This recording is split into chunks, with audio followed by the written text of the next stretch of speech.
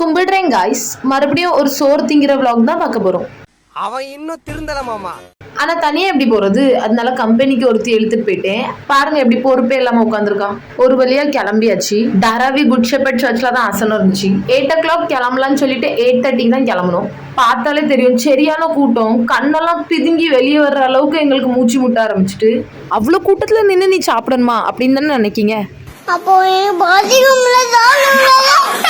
ஒரு 30 minutes கழிச்சு எப்படியோ உள்ள போயிட்டோம் அடிச்சு பிடிச்சி. உள்ள போய் உட்கார்ந்ததுக்கப்புறம் என்ன ஒரு நிம்மதி. வளவலன்னு பேசாம கலகலான்னு பந்தி ஆரம்பிச்சிட்டாங்க. பாருங்க எடுத்த உடனே எப்படி 2 பாயசம் வாங்கி உட்கார்ந்துட்டு இருக்கா. இதெல்லாம் மெயின் டிஷ் இல்ல. இன்னைக்குள்ள மெயின் டிஷ் என்ன அப்படின்னு இப்ப நான் உங்களுக்கு காமிக்கேன். மட்டன் கிரேவி தான் ஹைலைட்டே. இப்ப சொல்லுங்க, நசுங்கி புசுங்கி கூட்டத்துல வந்தது வர்த்தா இல்லையா? சார் உயிரை கொடுக்கலாம் சார். நல்லா வயிற்ற நிறைச்சிட்டு வீட்டுக்கு போயாச்சு. கொஞ்சம் லேட் ஆச்சு, ஆனால் பரவாயில்ல. மட்டனுக்காக இது கூட செய்யலனா எப்படி? சரி முடிச்சுக்கலாம். பாய்.